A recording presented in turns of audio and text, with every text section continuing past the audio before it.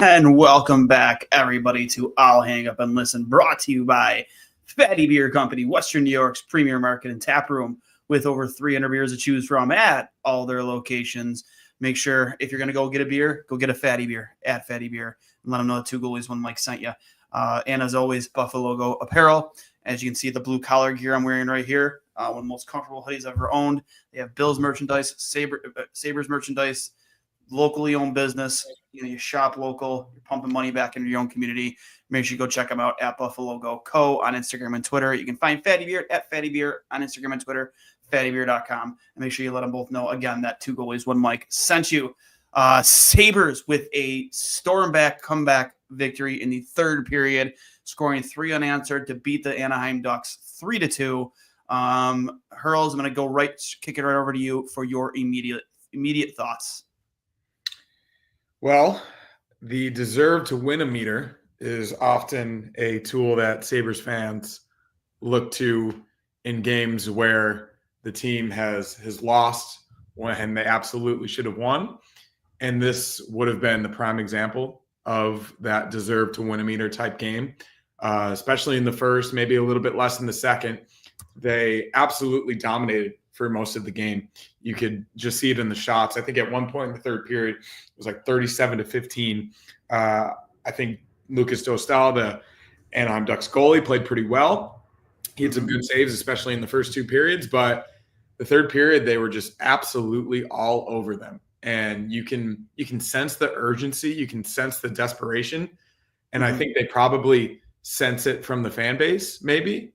I think all of us are clinging to this hope that they could possibly even get in shouting distance to make games in March and April even somewhat meaningful after that disastrous 13-game winless streak. So, yeah, it's a massive game, obviously, against an inferior opponent, which obviously doesn't happen too often these days, but especially in the last 7 games, they've won 6 of 7 aside from that horrible loss down in Nashville. And if they had won that game, we'd be really talking about some type of streak here. So it's really impressive, especially what they did throughout the entirety of the game, not just the third period. And just every single win like this, no matter how you get them, is absolutely crucial moving forward. Yeah, I couldn't agree with you more. Resiliency is the best way to describe that third period from Buffalo. You mentioned Dylan Cousins sneaky, silently having possibly his best period of the season. I'm going to go out and say it was the best period of the season, right? For sure. No doubt. For sure. 3 assists. Henry Jokiharju. I mean, one of the questions I was asked when I think he replaced Ristolainen for the Four Nations tournament for Team Finland is, what this could do for his confidence. And I think we've seen it since he's returned that his confidence has probably been as high as it's ever been. A guy who's been rotated in and out of the lineup a lot. When he is in the lineup, is he a third pairing defenseman? He's a first pairing defenseman. He's a second pairing defenseman. He's never really found a consistent D partner. So it's good to see him, for better or for worse, whether it's a guy that, they decide to, he's up for a contract too, isn't he? Jokiharju? Is he? I don't know off the top of my head, but it's got to be soon. Maybe somebody in the peanut gallery can let us know. It's got to be. To your point, I think it's got to be soon. Regardless, like I kind of jokingly said it, but I'm being serious. Like trade value, guy kind of getting hot at the right time, right? And he's a right-handed shot defenseman. You say that, you look at as much as embarrassing. I'm not going to say embarrassing. I mean, maybe they blocked off half that section for Ray, whatever it was, but it's kind of cool to see the content you got from Rob Ray tonight. It was just a fun game to watch. Yeah, it really was. And I think it speaks to, honestly, Lindy and the coaching staff a little bit, that they've instilled belief in these guys still. Obviously, some of that is self-sustainable, and these guys aren't just going to lay down and give up, especially when you look at the season in a larger lens. Started the season obviously a little bit slow, but in the first 20 games, 11-9-1. Dahlin goes down, Greenway goes down. Obviously, you go 0-10-3, which is a backbreaker, of course, and likely will be the reason they miss the playoffs. Correct. But they're 13-8-1 since. So aside from that stretch, which was obviously there's no excuses aside from your best player being out of the lineup. And we've seen the impact of Jordan Greenway. They're on something like a 24, 17, and 2 pace, which is, I think, on pace for 95 points. So obviously it's easier said than done to keep that up throughout the course of the season. But had they not done that to themselves, or at least gotten like 1 or 2 or maybe even 3 wins in that stretch, maybe even a shootout win or an overtime win, aside from those 3 overtime losses, or even taking a few more of those games to overtime rather than having 10 regulation losses, we're talking about a really different picture right now. Obviously, still 11 points out. The positive part is having 2 games in hand. So that is at least helpful if you want to take an optimistic view at it. But I think they said it on the broadcast tonight. Lindy said in each 7-game stretch moving forward, they need to get, or in each 5-game stretch, they need to get at least 7 points. So in the past 7 games, they've definitely gotten that. And when you take that little microcosm view of it, I think that's an attainable goal. And hopefully they can just continue to think about that as they continue to play these games. I agree. I do want to touch right now on something you brought up pregame. You brought up in your own tweets during the game, and that's just how good Rasmus Dahlin and Bowen Byram have played together. Just lockdown. Just they've done everything the right way. They've been so good. My question here is, we're getting so close to the March 7th deadline. Is this a situation where you should do whatever you can to get Bowen Byram under contract just because of how good them two have been together? Or do you sell high and look to add more pieces than, continue to add pieces to your roster that, you don't currently have? I'm personally on the side, me, I'm big on Bowen Byram. I think you need to extend him. Yeah, no, I think it's tricky, right? Because you've already paid 2 of your defensemen upwards of $8 million a year. So having a third, especially a left shot defenseman with similar skill sets to both Dahlin and Power, would be a tricky situation. But at the same time, good players are good players, and especially that pairing of Dahlin and Byram together seems like it could be one of the best deep pairings in the league.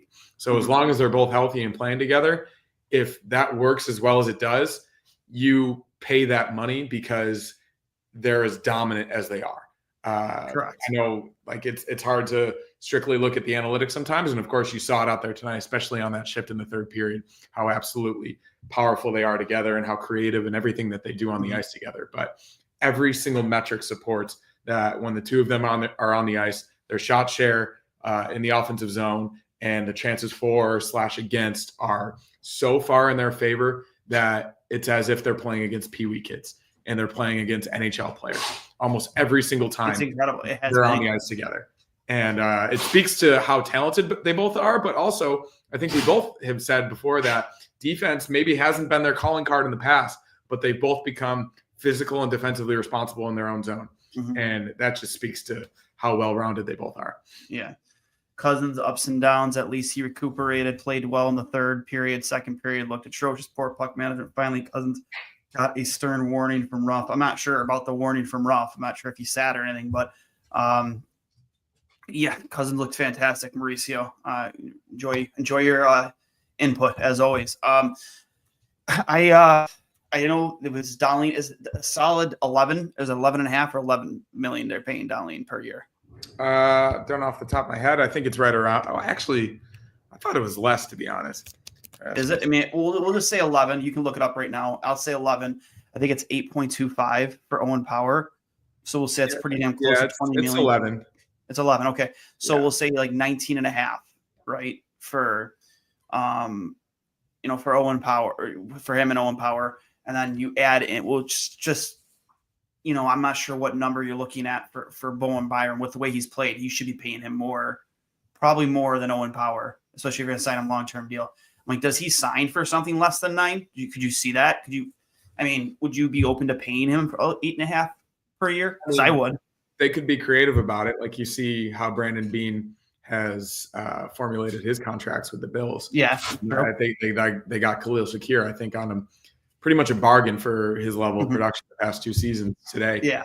They could potentially front load it. They could add incentives. they could do something to make it more appealing to him while also making it team friendly. There's creative ways to handle the cap, and I think it's within reason that you can compensate him for what he's done, but also have something for the future projection as well. But I think it is tricky though, because I think I've mentioned it before. We have seen that Byram isn't technically, well, not technically, he's isn't necessarily the same player not playing with Rasmus Dahlin. His numbers are not nearly as good, and I would even say they're middling to average without him. So having that caliber of player next to you obviously benefits anyone. And I think you need potentially to see more from him with someone else, or maybe on power play 2 or something else to support the fact that, like you're going to pay this guy a lot of money because he's very, very good with one of the best players in the league. But I think you need to independently see that he could potentially, in a situation down the line, be a play driver and also defensively responsible on his own pair. I think that's necessary when paying a guy $9 million.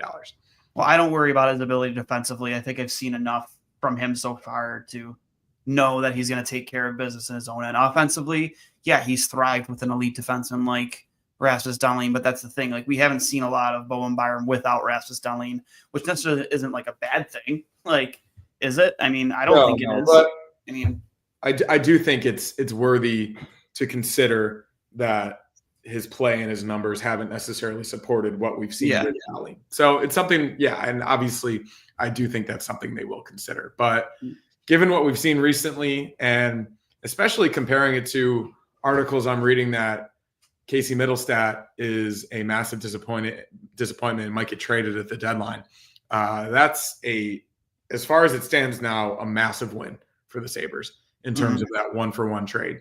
You got something that you were lacking, which was high-end defensive depth, and it's not even depth at this point. This is a top pairing defenseman, and it looks like Middlestat has middled, no pun intended, out a little bit in Colorado, and he might be out the door because it's not a good fit. So, that's looking back on it, at least right now, that's another really good deal in Kevyn Adams' pocket. I know he gets a lot of flack from a lot of fans, but in terms of his hockey trades he's made in the past couple of years, and Ryan McLeod being another example of that, this at least looks like a win in that book, and you hopefully can parlay that into a long-term extension for a guy like that. So I hope they do it. I'm a huge fan of his, and if you have those 3 in your system for the next 8 years guaranteed, that's not a bad problem. That's not a bad thing to have. Yeah, again, it with the cap going up, I mean, I guess you can justify paying those guys between like 27 to 30 million, especially if you're getting those guys. I mean, again, my hope, I will hold out hope for Owen Power. The offensive ability is there, and I will hold out hope that he's not going to turn into a poor man's like Erik Karlsson, where he just doesn't contribute anything defensively and it's just all offense. But it would be nice to see if you can lock all 3 of those guys up and just have such a great future on your blue line. To keep going with the blue line, Henri Jokiharju has looked fantastic again since his return from the Foreign. This is the best hockey he's played probably in the past 2 years. I know it's a very small sample size, but it has been. Do you want to sell high on him right now? Yeah, I mean, it doesn't seem like he's been able to consistently find his way into the lineup. As you said, a right shot defenseman are generally at a premium in the NHL, and I think a lot of playoff contenders would potentially be interested in a guy with not only now international experience, and he looked pretty good when he did it, but a good amount of NHL experience at a young age as well. So you could probably get something for him. If it's a draft pick, I don't necessarily know if that's completely worth it. I would rather package him with either a pick or a prospect to get something that could help our team not only now, but maybe even next season.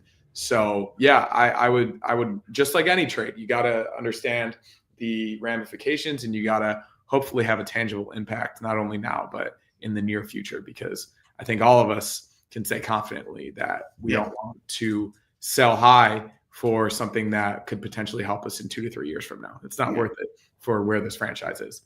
No, I'm all on board with you there. I do want them to make this deal if it makes sense for the team, but it can't be I don't want a 3rd or 4th round pick. You know what I mean? Like, that's not what I want. Not for a right-handed defenseman. Unless you were to turn around that 3rd or 4th round pick with another deal to get something to help your team. But I would much rather, to your point though, I would much rather that initial trade be a package deal for a player who's going to in turn help your scoring. I don't think you're trading Henry Jokiharju for another defenseman. It's kind of like when we traded Nylander for him, Middlestaff or Byram. You're trading for offense if you're trading a right-handed defenseman. You're not trading for more help defensively, because it's kind of like redundant, right? Like why would a team give up a better defenseman in a deal for Henry Jokiharju? Yeah, and also for the Sabres, you don't have many right shot defensemen in your system at the moment. You have 4 left shot defensemen locked up over the next, potentially with Byram over the next 7 to 8 years, and that includes Samuelson, who unfortunately doesn't look his best, and he hasn't looked his best, and he also hasn't been able to stay on the ice. Yeah. So that's something else to consider.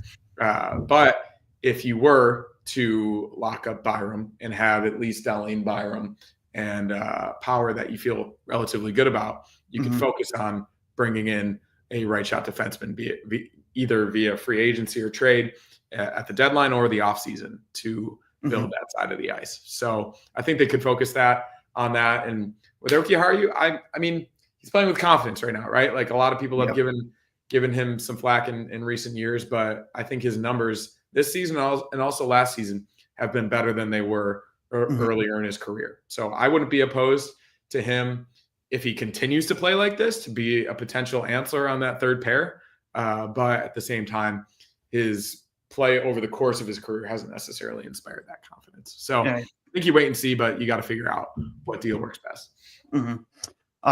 Some fun content in the stands with Rob Ray hanging out in the third 300 level, eating hot dog. I don't know, they kept bringing him food and he just kept, shoveling it down his throat.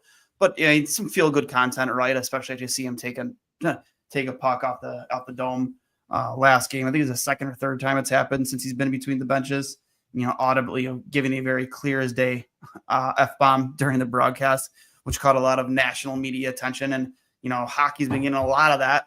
You saw the guys from Barstool highlighting it the other night. And then, they're tweeting it out again. Razor taking cover in the 300 level tonight. Just fun, I guess, in a season that might be lost. Cool to see, especially after him being inducted in the Sabres Hall of Fame, just some good old fashioned Razor content. And I liked how he gave his little commentary after Vetrano went to the bench, how he would have handled that if that happened back in his day. Oh, he would have stepped on him, poured water on him, spit on him.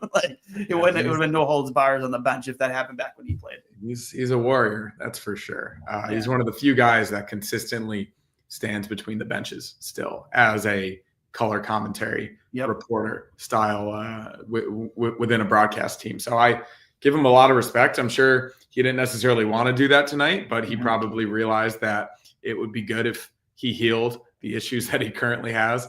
And also obviously a really funny bit. And anytime a social team or a broadcast can go viral, that's good for the team. That's good for the team in the public zeitgeist, right? Like you want to be known for something. And if Razor can become kind of a mascot for the team, given that he's this super tough guy who is an NHL enforcer and he's taking pucks to the face and dropping F-bombs on the broadcast, like that's not a horrible thing to be known for, especially amidst a 14-year playoff drought. So I'm happy about it. And he's obviously given his time and service to the team. And I think he's done a really good job at also being lighthearted when he needs to be. I think he provides a good amount of necessary humorous breaks, especially amid some pretty rough periods for the team. So obviously a legend, and I'm happy they did that tonight.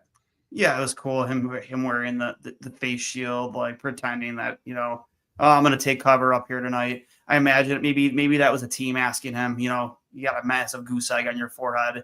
You got a black eye. You got to cut him in. Let's do something fun with you tonight. Let's put you up in the 300s, probably a half empty section up there on a random Tuesday night game.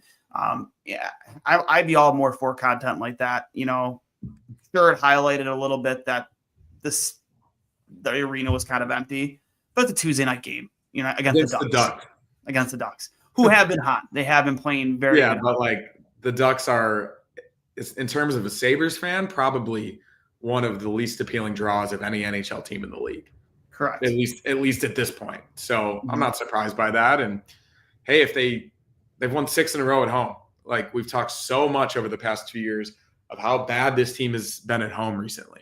And for them to win 6 in a row on home ice, especially after coming off a really, really bad West Coast swing, which put them in that 19, 27-4 position, to now be not necessarily shouting distance yet, but I said it the other day, and I got a good amount of polarizing responses.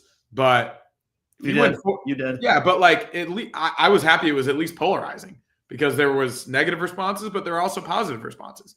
If you win 4 or 5, you're at least in shouting distance, and shouting distance can be subjective, right? Like shouting distance could be 6 points out or 8 points out for the more optimistic people.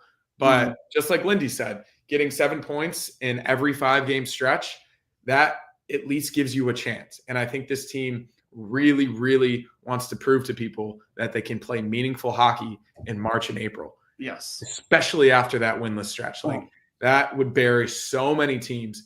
And I think there are obviously no moral victories at this point, but for them to respond as well as they have, especially after a stretch like that, it speaks a lot to the room, and it makes me hopeful, maybe not for playoffs this season, but it makes me hopeful for the core guys in the room. And that brings me to my next point too. You mentioned standing and the meaningful hockey in March and April. You know, they've won 6 of their last 7, 6 in a row at home. I mean,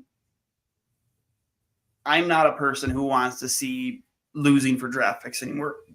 We've had this conversation. I'm done with it. I want to see us with a solid, you know, undeniable winning record this year. Is this, again, I know there's a low percentage chance. Me and Walt talked about it the other night during the last, I'll hang up and listen. But how do you view this like, how many more wins in a row, or how many, 2 out of 3, 3 out of 4, like what do they have to do? What pace do they have to play at?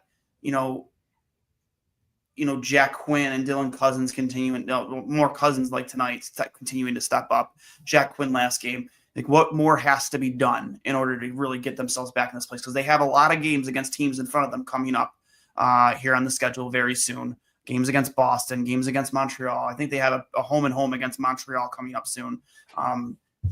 Those division games, especially, any game against a team in front of them in the stands is a 4-point swing game. What more needs to be done with this roster? It finally seems like they're buying in with what Lindy is wanting from them over the last month.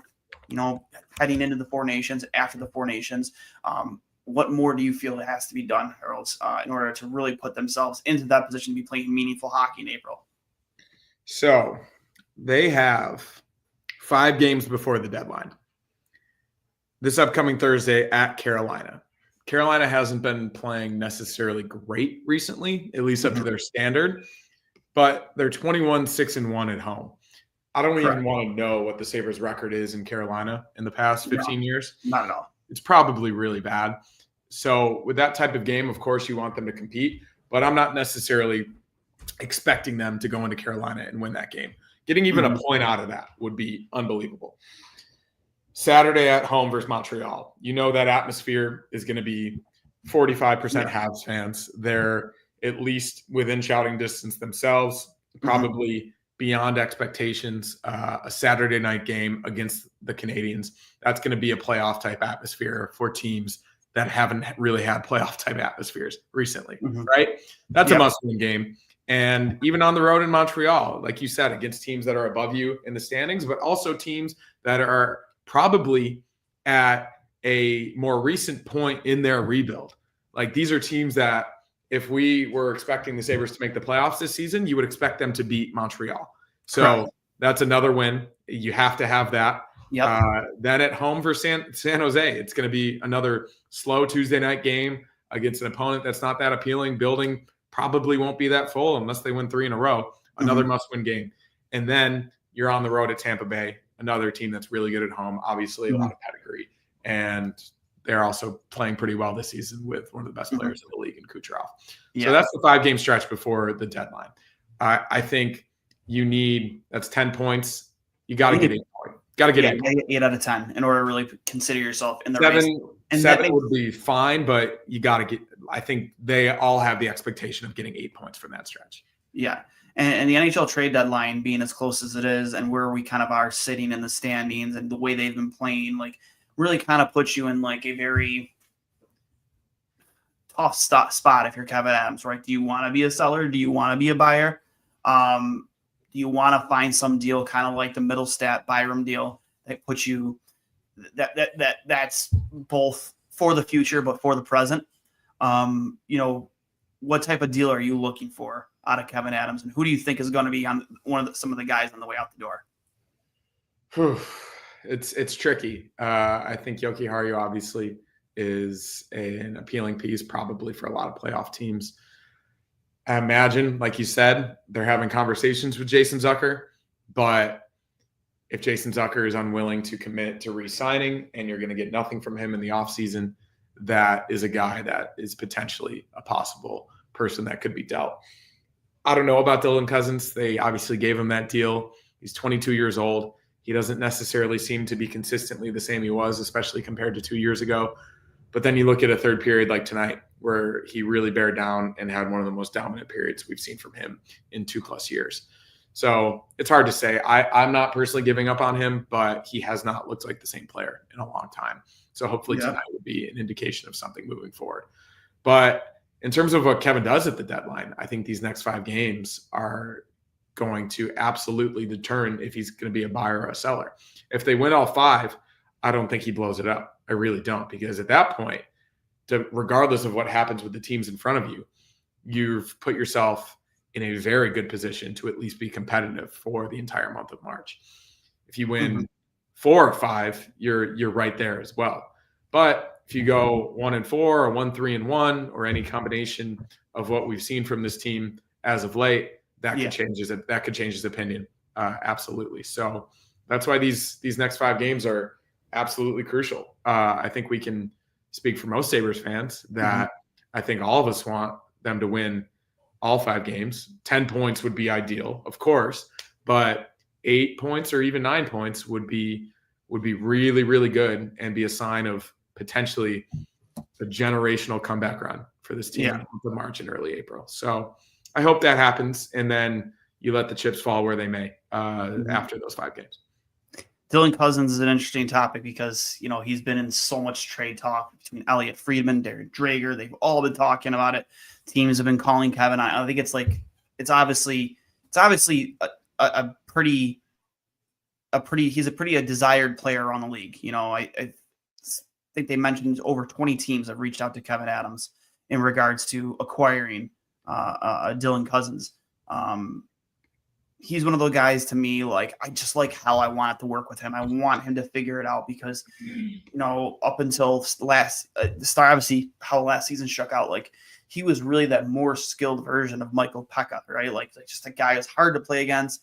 You saw how great he was in the Heritage Classic. I think that was really one of his biggest statement games, getting thrown out of that game, what he did with Matthews and Bunting, and just, his ability to put the puck in the back of the net that led to that, $7 million contract. I don't know. I really need it to work out with him because I do like the player itself a lot, but he just has not been the same since he got knocked out by Hathaway. It's almost like when Trent Edwards got that concussion against San Diego. It's never the same guy after that. I need it to work out with him, but I mean, if the deal is good enough, like what's the return for Dylan Cousins? Do you think? Like, what do you want in return if you are actually dealing away Dylan Cousins? Like, we're talking Elias Pettersson, him still being on trade block, even with JT Miller being shipped out. I'm sure there's other names being thrown around the league too. I had a friend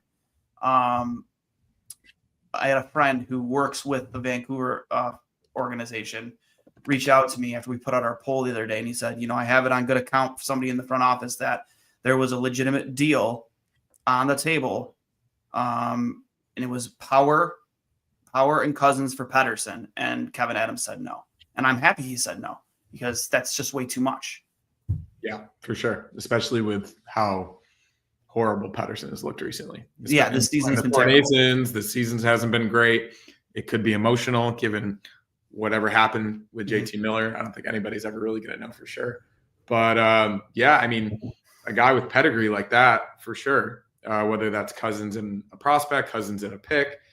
I mean, I personally would love a right-hand shot defenseman, especially if Henry Jokiharju is going out the door. I know the Flames have been interested, and that's closer to where he's from, and maybe that could be a good change of scenery for him. But you talking about Rasmus Andersson? Rasmus Andersson would be great, right? Like, I think that's the perfect complement to what you already have in your decor. So, yeah, I mean, I don't know off the top of my head, but Anderson's been, I think, kind of like Nikolai Ehlers was for a while, a Sabres fan crush to potentially come in the building for a long time now, at least of mine as well. And I think he would obviously pair with Dahlin really well. You could put him with Byram. You could put him with Power. Anywhere in those top four, I think he would fit. So if it's not a goal scorer or someone to replace what Dylan Cousins does or hasn't done, then you want something that you don't have, which would be, in this case, a right shot defenseman. Yeah. Ovechkin, we kind of set on a hot take from Two Goalies with Mike. He missed 5-6 weeks with a broken leg. What was it? It was a broken leg. Yeah, a fibula apparently. He'll never. So trust me, I know how that feels. Fibula and tibia over here. But he'll never win it just because it's an award voted on by the media and the current political climate. There's no chance he'd ever win it. But should Alexander Ovechkin if you take away all the outside noise, a guy be considered for MVP this season? I mean, I know he missed 5 weeks of the season for sure. Let's see where he is in terms. He scored number 30 tonight. He's 12 away from Gretzky. I think he's going to break it this year, man. I really do. His point per game pace is what I want to see. That might be a little bit hard to find at the moment. Personally, MVP, I say no, and that's mostly because Nathan McKinnon and even Leon Draisaitl are putting up absolutely in. You can put Kucherov in there as well. Yeah, but most important to their team. That's the name of the game, right? Yeah, for sure. It's more important to his team right now. The Caps are in first place. I would argue Nathan McKinnon is just as important to his team or arguably more than Ovechkin. But that they're different points of their careers, and it's not a bad argument by any means. Of course, he's having a really good year at his age, and he's potentially going to break a record this season when nobody thought he would break it even this season, let alone missing 5 weeks with a broken leg. So yeah, I mean, what he's doing is absolutely insane. He not only does one thing better than anybody, obviously, in NHL history, but he still has a relatively good physical element to his game. He obviously plays no defense, but he doesn't really have to. He never really has. And you want to know what? As much of a responsible player as Jágr was at the end of his career, Jágr didn't play any defense either. He was lazy. He was lazy. I remember there was a Sabres Rangers game. I wasn't even a playoff game, and I remember I was sitting there with my cousin, and Jágr it was a terrible turnover in the offensive zone, and the puck's going their way, and he's just literally like with his hands at his side, just kind of coasting back to the bench. And his whole just like I'm pretty sure it was the Rangers. The Rangers are watching, just yelling at him, get back to the bench, get back to the bench. And like legitimately, we had a power play in their end for like 15 seconds because he was just being lazy and not wanting to get back. I'm like, that was the guy he was though, like early on in his career. He just didn't care about playing defense. And I think even though you could even argue Ovechkin is a better defensive player than Jágr was. Yeah. I mean, just in terms of his physicality, but he's 18th in points per game. Obviously, at his age, that's insanely impressive. Nikita Kucherov has 1.57 points per game. That is so insane in today's NHL. Obviously, Connor McDavid, who has 1.4 himself. So as of now, I'm going to put the top three who you would think to be the top three at Kucherov, Draisaitl, McKinnon, maybe even Quinn Hughes, given how good he's played and how much of an effect he has on that team. And obviously Cale Makar is Cale Makar. But it's really amazing what we're seeing. And if he keeps this pace up, it really does look like we're gonna see this before potentially even the end of March if he stays this hot, which would be absolutely incredible. And another really good story for hockey, right? Like casual hockey fans, even non-hockey fans all know who Wayne Gretzky is. And if for someone, especially the second most well-known player of his generation, not named Sidney Crosby, is able to break Wayne Gretzky's goal record. That would be a tremendous story for the game of hockey. And personally, politics aside, you can say whatever you want about him. I hope he's able to do it. Yeah, it's just like you said, it'd be great for hockey. I think that in a year where hockey has been really highlighted in a very positive light, especially more recently than ever with the Four Nations tournament and how well that went, you see just kind of cross the sports spectrum, football, basketball, just a lot of support for the Four Nations tournament, and followed up by some great hockey after the tournament. Just to be able to cap off just a good season for the NHL with, Gretzky passing that goals torch to Ovechkin. And I personally, like I said, I hope that he sticks around and he goes for 1,000, because I think that would be sick. Like to see a player score 1,000 career goals in the NHL. Like how close is Ovechkin to keeping up at the same pace as Gretzky did? I know they're close, like breaking it in the same amount of games played. I can do some quick research. Yeah, it's got to be pretty close. Gretzky stats. I mean, Gretzky wasn't necessarily known as a goal scorer, and he played forever. So different eras of goaltending. Both know that. Gretzky and I had that. Go ahead. 894 goals and 1,487 career games played. And Ovechkin's at where? Ovechkin, how many games played? I'm sure it's pretty close. I'm pretty sure it's really. And I do want to say this too when it comes to Gretzky. Oh, God, that's insane. For a good chunk of the start of his career, he didn't play against like a lot of the better players in the world. He didn't play against the Russians in the NHL. He didn't play against a lot of the Euros. The Czechs, like they weren't allowed to play here. He didn't arguably score a goal in the NHL against the greatest Russian goaltender that ever lived. In Tretiak, you could argue he at least of that era. That. However you want to word it. He didn't play against a lot of the world's best competition at the NHL level.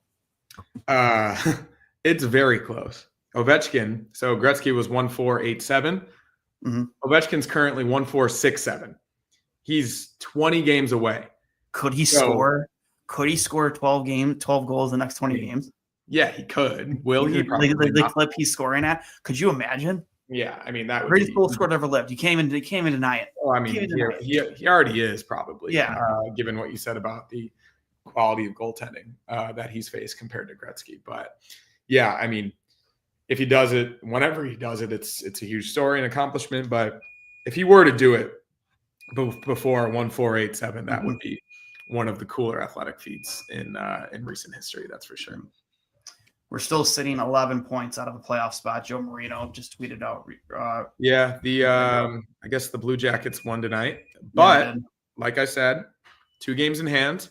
They have 64 points in 58 games played. Sabres 53 points in 56 games played. Obviously, it's tough looking at the wildcard race sitting at the bottom of the Eastern Conference. Yes. But when you look at the Penguins directly above us, they have 55 points in 60 games played. So 4 games in hand on them, can easily pass them, have more regulation wins, a lot more regulation wins than the Penguins. And so I think they're going to continue to inch their way up. Obviously, you got to beat the Canadians, who are, looks like 6 points ahead of the Sabres, 2 games in hand, obviously. So a similar point pace. And then, like I said, you go from there. You play the Sharks in there, who have not been good. Obviously, the Lightning and the Hurricanes have given us fits in recent years. But it's not out of the question. And I think this team, hopefully, I mean, obviously, they're looking at it in 5-game stretches. But hopefully, they're taking a game at a time type approach and trying to go out there every night and do their best. Okay, we're going to get to your final thoughts here. Well, both our final thoughts. Final thoughts on tonight's win. We have Thursday, Carolina. Obviously, they always play us tough. Just a very difficult opponent to play against. A very disciplined team. Play good team defense. Usually get good goaltending out of them. Your final thoughts on tonight and going forward. Tonight, as we said, was probably one of the better complete games they've played all season. Not only in the third period, but the first and second period, where they're kind of behind the 8 ball. with a few questionable calls, in my opinion, that led to 2 power play goals. But football, goaltending, defense, forwards, they absolutely dominated the third period. And that says a lot about this group not laying down and effectively putting a nail on the coffin on the season if they were to lose this game tonight. So it speaks to where they are as a group mentally and emotionally and going into Thursday. I'm not going to say it's a must win, but I will put it at a must point. I hope they could at least get a point out of Thursday, given how tough of an environment that will be. But who knows? Carolina hasn't been playing as well recently, and I know this team isn't looking at their historical record of playing in Carolina because that doesn't matter to them. So you take it game by game, but at least going into the trade deadline, this group appears to be pretty close given everything that's happened, and I don't think any of them want it to be completely sold to the wind and broken up. I think they want to play for each other. They want to play for Lindy, and they do want to play for the fans because they want to give us something to cheer for, and that speaks to 6 straight wins at home. So do whatever you possibly can to get 8 or 9 points out of the next possible 10. Hit the trade deadline, see what you can get, and then you go from there. But meaningful hockey in March. That's what we're going for. Yep. And luckily for us, the East has been as bad as it is, where the hockey, even with the way the Sabres season has gone, that there is meaningful hockey to be played potentially with a 13-game losing streak this year. So I would never guessed that we could be possibly playing meaningful games, but I think these, like to your point earlier, these next 5 games before the deadline are going to be the biggest 5-game probably stretch of the season in terms of, what we're looking at. Are we looking at a playoff push team? Or are we looking at a team just rebuilding again for next year? And I think Kevin Adams, all eyes are on him for sure coming into this deadline. You have to make moves that make sense. And he's said that constantly. I think that's why he's been very gun shy about guys like Dylan Cousins and Owen Power and the players that have been called on, that he's gotten calls on. He's not willing to just make a trade for the sake of making a trade. And if that is true regarding the, Pedersen for Power Cousins combo, I don't blame him because I wouldn't want to make that deal either. Just remember, you guys, this has been brought to you by Fatty Beer Company, Western New York's premier market and tap room with over 300 beers to choose from at all their locations. If you need a beer, make sure you make it a Fatty Beer. Let them know 2 Goalies, 1 Mike sent you. If you have enjoyed our content, please make sure if you're watching on Facebook, you share it, follow us. If you're watching on Twitter, you can see our handles right there at Duane S39, at Hurls13. You can find the show itself at 2 Goalies, 1 Mike. You can find us on Apple Podcasts, Spotify, wherever you get your podcasts at 2 Goalies, 1 Mike. And if you are watching on YouTube, please make sure you're subscribed. Hit subscribe, hit the bell icon. Then you get notified when we do go live. And if you like this video, if you enjoyed, interacting with us, again, me and Hurls have said it 100 times. We'll say 100 more. Let's say 1,000 times more. Really appreciate the community we built here with you guys over this past season and in the chat, especially with guys like this, Mauricio. Hurls, I need some sunshine, ladies, bikinis, Jigglypuff. It's cold here. He made a comment about your curls earlier too. I was going to find it. It's cold. It's cold here. It's been freezing. Hurls, curls, what shake and bake and have a fan bat postpone. It's the new fire chief. LA. Wow, interesting. Yeah. Thanks, Mauricio. Appreciate your comments. Yeah, always good stuff. But we appreciate the community we built here. Appreciate all of you. And if you have enjoyed the content, please, like I said before, make sure you subscribe, hit the bell icon, and make sure you hit like. It helps us a lot. It really, really does, especially on YouTube with the algorithm. So hammer that like button, hammer that subscribe button, leave a comment. And as always, go Sabres.